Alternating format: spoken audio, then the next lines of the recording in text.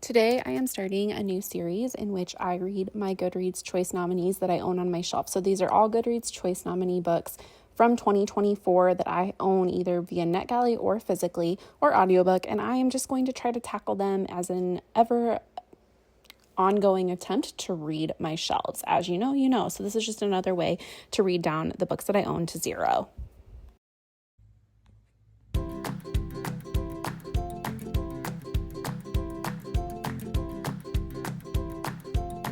Hey everyone, so this is the first series of the Goodreads Choice Awards reading from my shelf / what I own on NetGalley. And I figured because it's February coming up, I should probably do romance, like it's the month of love. And so I'm gonna do the 3 books I still own that I have not read on my shelf that were qualifiers, nominees for the Goodreads Choice Award. So I have this one on NetGalley, but I got it at the library too. So it's Catherine Center's The Rom-Commers. I was extremely disappointed by Hello Stranger last year, so we'll see. My very first Abby Jimenez, even though I own a few, is Just for the Summer. I've heard really good things about this. And then, finally, The Paradise Problem by Christina Lauren. They're like auto read authors for me, and I'm really upset I haven't read this one yet. It's just not typical for me. So these are the 3 books that we'll be doing in this vlog. Hopefully it comes up by February. We'll see. There's a lot of books coming out that I'm excited for, and I'm a mood reader, so hopefully this goes up as planned.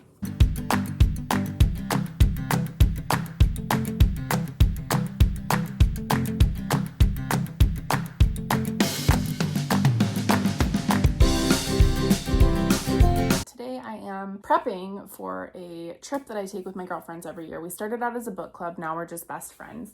And we are going to KC this weekend. We picked like a 3-hour away destination from Des Moines, and that is the trip that we plan. We've done like Iowa City, Omaha, a small place, like rural, and it's just fun. It's just very relaxing, kind of our, like just a trip we really look forward to.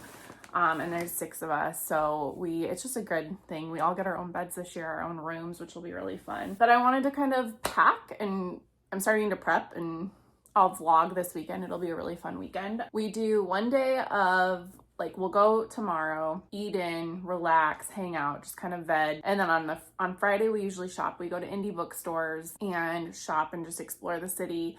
Kansas City has a lot of Black-owned bookstores, so we're gonna try to hit those specifically. I think they have a romance one I'd really like to go to too. And we eat out, and then Saturday is like our rot day, and we just read and hang out and do nothing, puzzle, audiobook, whatever. So I do anticipate getting a lot of reading done. We also drink a lot of champagne, and it's a lot of fun. So I grabbed snacks yesterday, because, you always need snacks. And then I am like a sucker for these. And of course, Thin Mints are my fave. I bring coffee, and then I grabbed a snack mix from like my local grocery store, and beef sticks. I have some other cold stuff too, and then I'll bring a bunch of champagne and some wine for the weekend, and sparkling water. But I wanted to go through like the books and stuff. So I'm returning a puzzle to one of my friends. We all swap them out. And then I brought this one because we usually do a puzzle as a group as we audiobook. And I think another girl's bringing a puzzle too. So we'll have puzzles to do. And then I've got like a stack of books that I'm for sure bringing. We are reading The Poppy War as a book club. And so that is the book we'll discuss. I really, I have 2 days to finish it, and I'm only like a third in. So I need to get on that ASAP. So let me start with this, like my stack of books I'm bringing. So I think I'm bringing Good Dirt, because this is a book club book I need to have read. I'm bringing The Favorites for a friend to read, because I have a physical copy. I also have a copy on my Kindle, should I want to read that. I know this is very like inhalable, and I've heard really good things about it. So I might read that, but we'll see. I'm bringing Dungeon Crawler Carl, because one of the girls in my book club raved about this. Another one has read it and really enjoyed it, so I think this will just be a fun one to read while we're there. I'm in the middle of Demon Copperhead with my friend Jane, and so I need to just prioritize this one. Like, I'd like to make a big dent in it. I guess I'm like a third. Again, we'll see how much of these I actually read. I know that this is for sure happening this weekend. I'll be reading Onyx Storm, which will be really fun. And then for a romance that is just fluffy, I also have this on NetGalley. I want to work through The Rom-Commers. So that's kind of where I'm at. I think these are what I'm bringing. The nice thing about my Kindle is if I decide to just mood read everything, I have a ton of books on my Kindle too. So I think I'm in a good place for this weekend for what I'm bringing.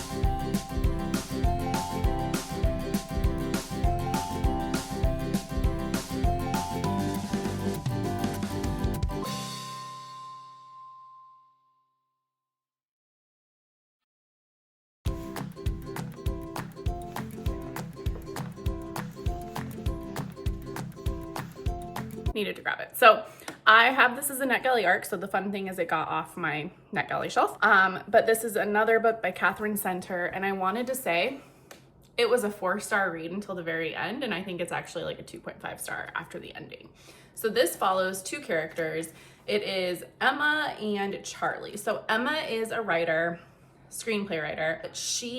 Her career never launches because she has to take care of her father, who has like a pretty significant injury.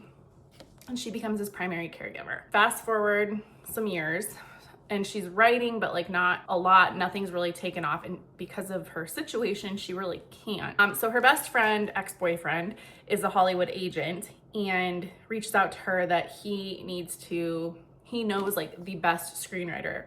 You know, like think like of Nancy Meyers, but like the man version, I guess. His name is Charlie Yates. And Charlie Yates is writing a rom-com and it's terrible. So her agent calls her and asks if she'll fix it. And she's ecstatic, but then she has to figure out like care for her father. Her sister agrees to do that, all this stuff. So she ends up going to LA, Hollywood, and Charlie doesn't know she's coming. So there's like this whole dynamic. She kind of thinks he's a jerk, but she's obsessed with him, like he's her idol. They're close in age, and they end up living together. So there's like this forced proximity trope, and they end up working on this screenplay. Of course, like all Catherine Center novels, they fall in love. She's really good at handling really heavy topics, and like she writes characters in romance with depth. I kind of compare her to Emily Henry. Like I think the two of them do similar things with romance, and I do enjoy them. She's usually a hit for me. And this book was inhalable. Like I read it in less than a day, and I really enjoyed it until we get to like the conflict part of the book, right? Where the 2 main characters have something that happens, they fall apart, come back together. It's a romance, there's a happy ever after. I just did not like the topic. There's some trigger warnings in this. Cancer is a big part of this story, so just know that. I just didn't like how she used the conflict to bring them together and apart. And it made me really mad. Like I screamed kind of through the book, and that's what made this a 2.5 star. Because I didn't like the use of that specific thing to tie this together. And then I'm also, So then I started Christina Lauren's The Paradise Problem, which is book 2 for this series. I love Christina Lauren, super fun for me.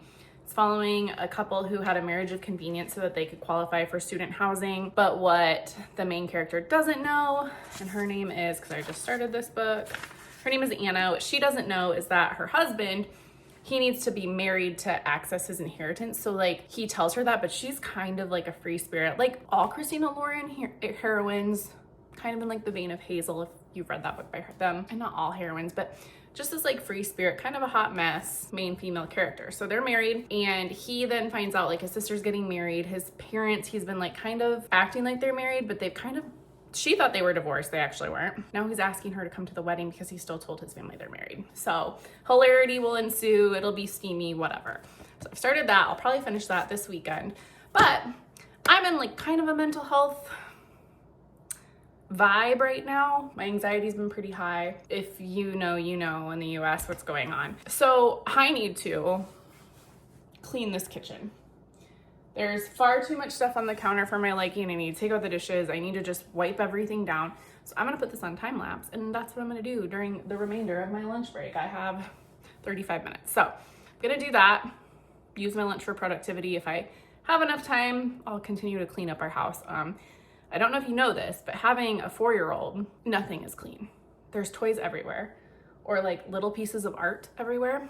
Like he just got his Valentine's Day box. So I'm gonna time lapse this and just clean for a little bit. Listen to, I think Ali Hazelwood's newest book, because I do have that on audio. That's not a part of this vlog, but that's just what I'm gonna listen to. So, okay.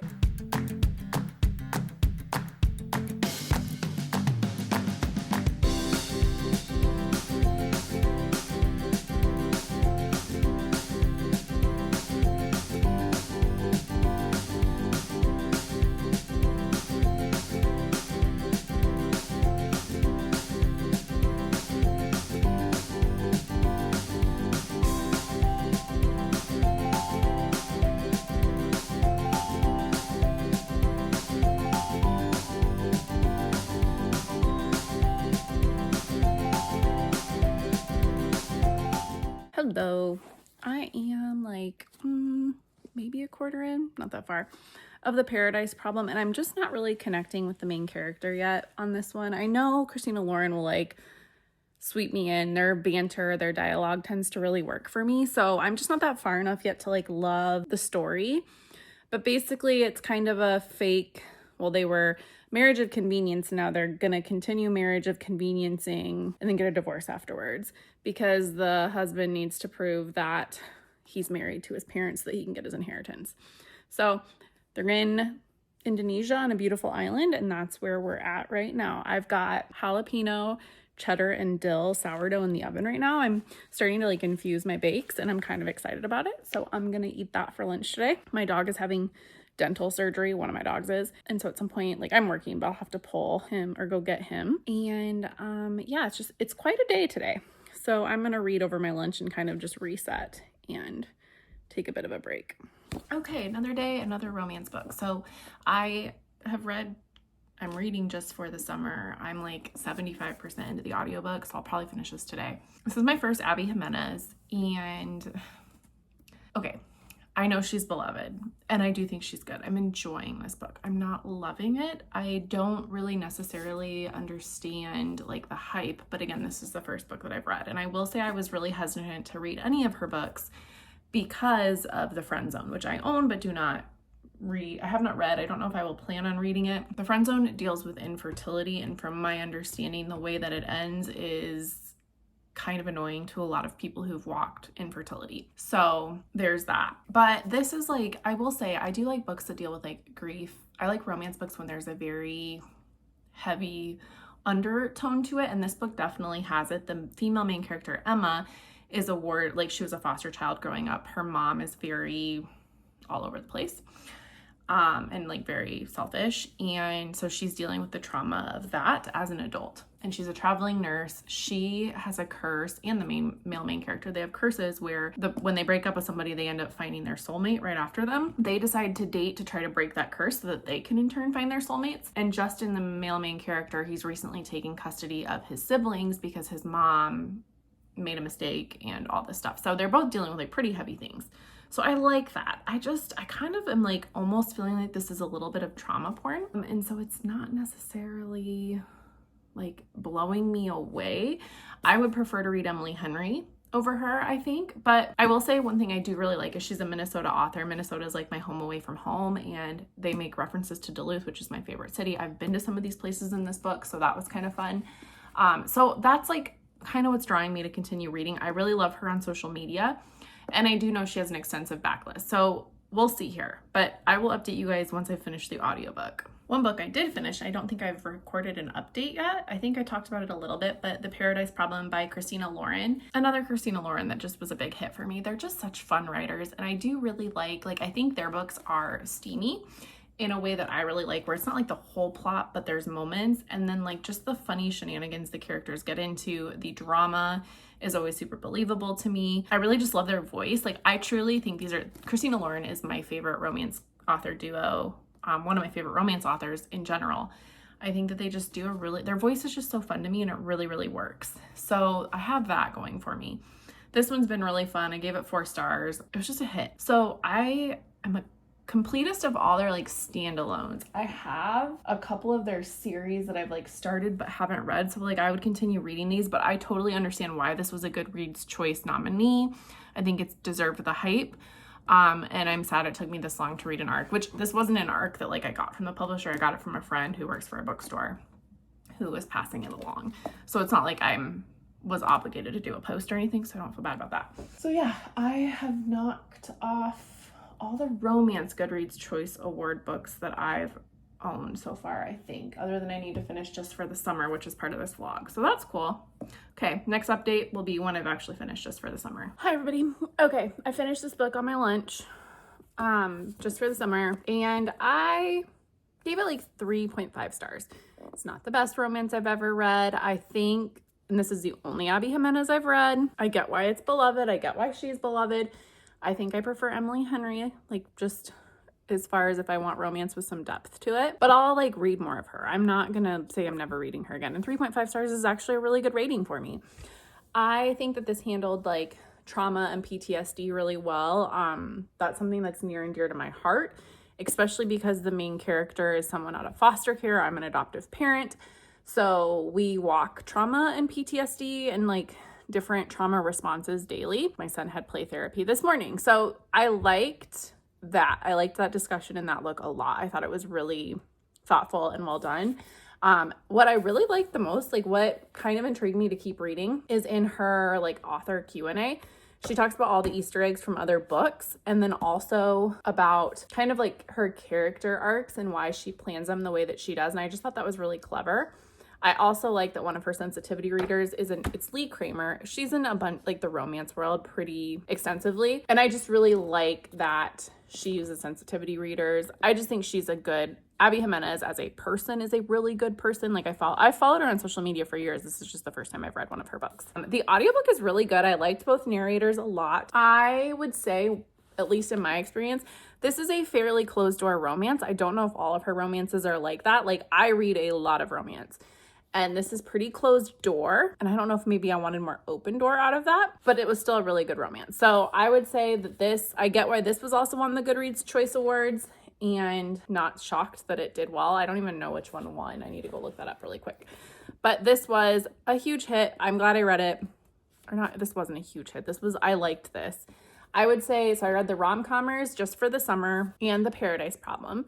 I also read How to Write a Love Story at the end of 2024. Of those 4 that I've read recently, I would say The Paradise Problem was my favorite. And again, the goal of these Goodreads Choice Awards videos is not to read every one that was nominated. The goal is to read the ones that I own on my shelf and try to get them off my shelf. So this is the romance category from the Goodreads Choice Awards. Those were the 4 I've read that I can think of off the top of my head without my computer by me.